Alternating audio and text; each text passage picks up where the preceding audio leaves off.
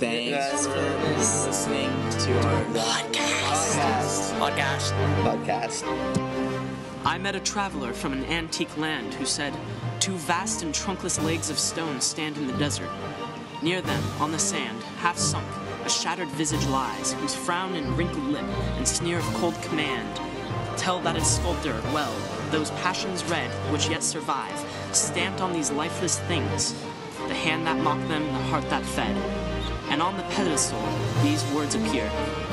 My name is Ozymandias, King of Kings. Look on my works, ye mighty in despair. Nothing beside remains. Round the decay of that colossal wreck, boundless and bare." Alright, hello ladies and gentlemen. What you just heard was Ozymandias by Percy Bysshe Shelley. So, this is probably going to be the most useless podcast you will ever hear, but let's trudge through it together.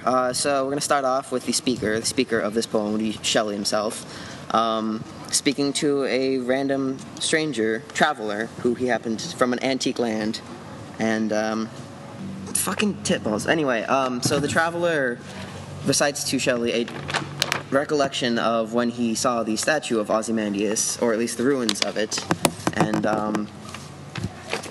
what else is there to talk about? So there's no specific audience, it's anyone who happens to read the poem, because it happens to just discuss a conversation between two. Yeah, because this is really well, the backstory behind the poem is Shelley wrote this poem in a bet because he's a prick who likes to gamble, and him and his friend decided to gamble on who could write the better poem about Egypt. Yeah, he won. Well, from what we understand, because we didn't read the other one because we don't like poetry. The other one sucks. The other one sucks? The other one sucks. I read it. Okay. Alex read it. We're taking his word for it. Alright, and he's an adult, so I believe him. What else do we have to talk about?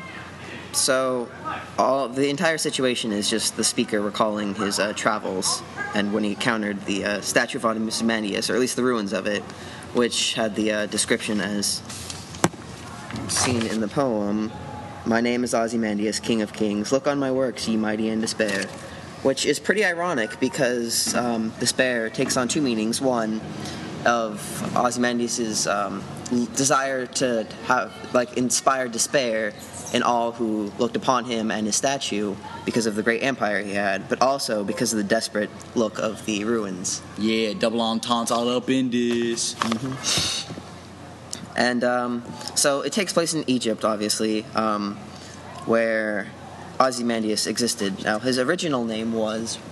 Well, yeah, he was Ramses II, and for any of you who don't know who Ramses II is, he's oftentimes he is best known for his role in the biblical tale of Moses, as he grew up as Moses' quote-unquote brother, and then went on to oppose Moses during the season of the plagues, you know.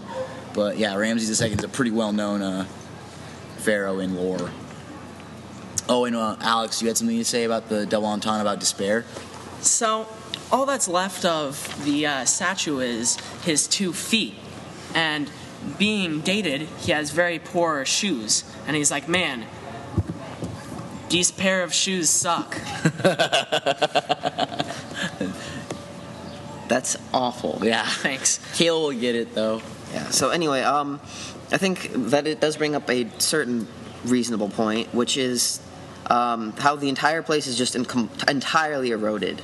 So I think it shows more than anything how time can just erodes anything. Like, people get older and then they die, things decay, including empires, which is what the general thing is about. Yeah, that's what his main focus is that whole idea of erosion over time. That regardless of one's works and one's accomplishments, you're just going to end up rotting and decaying. Your history, and I think that's where diction comes into play, because Shelley really does make a concerted effort to make sure that we understand how old this empire is by implying that even the traveler is from an antique land. He describes him as being from an antique place, showing how old it is. So I think, he makes a really, really hard effort to show off the age. And it just highlights the fact that everything does have an end, no matter how great they are. Because Ozymandias assumed that his empire would last forever. Yeah, he did assume that, and it's okay because his janitors were coming by right now, rolling his cart. But that's perfectly fine because we out here grinding. Southwest Lane team. Swag. Whoop, whoop, whoop. But yeah, I don't know. What do you think about that? Our notes here say the syntax sucks. It's just absolutely terrible. It's the worst I've ever seen in my entire life. Well, it's not that bad. It's just that there's not a lot to analyze. It's about 14. What is it? 14 lines. It's a sonnet. It's a sonnet in iambic pentameter. There's not a whole lot to analyze. He's telling the story, so the syntax represents that of a story. It's a short story, like literally a really short story, and the syntax really gets the point across that he met a guy and the guy told him a story. Yeah, dude, this is a story. This is a story. Yeah. The poem's a story. A story. It just happens to rhyme a couple of times. Yeah. A few times. It's got some odd rhyme scheme going on there. But it does have pretty good meter and scansion. Scansion. We I don't think we know what those mean, but we're gonna mention them because it's a requirement. It has them. Yeah, and what it also has, like, as we mentioned earlier, are allusions. Actually, the entire sonnet is an allusion, really, if we think about it, because that's Ramses II.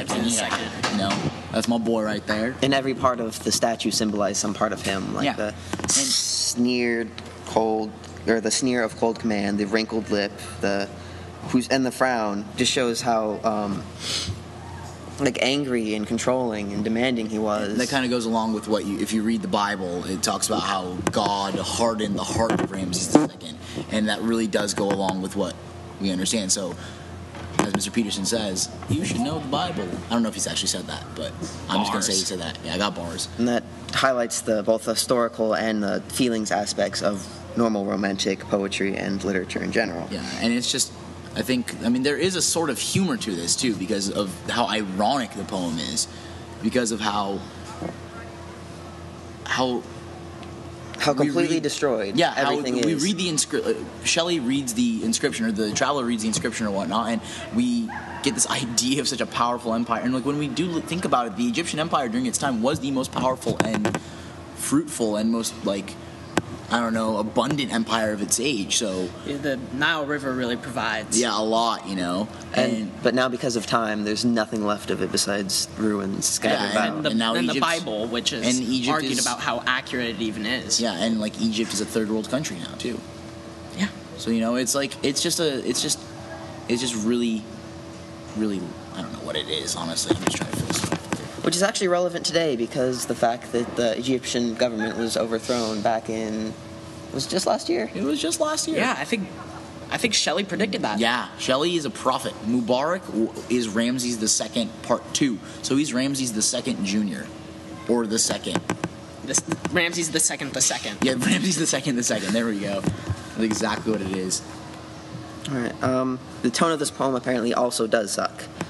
I don't know why I wrote that twice. Right. I don't think it sucks necessarily. It's just a little dry. It's mostly just cautionary and informative about essentially about time and the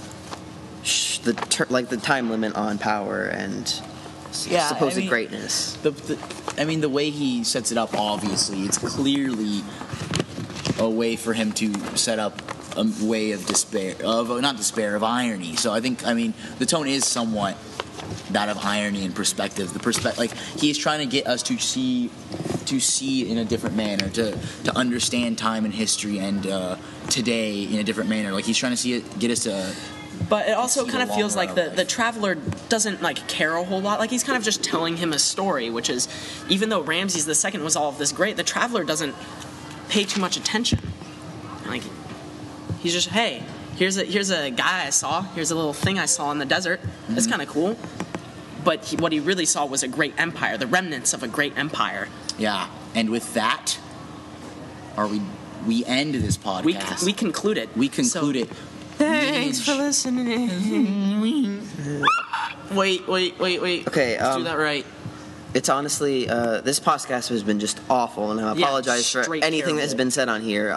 We planned absolutely nothing. And that was all freestyle because we aren't rappers. But Nick Vincent, Amy Lowe, and Karen Ria produced a very, very good podcast, which you should probably listen to instead of this. Yeah, Because we do have a test on Friday. It's a little cheesy, but it's pretty good. So with that, we leave you. Bye-bye.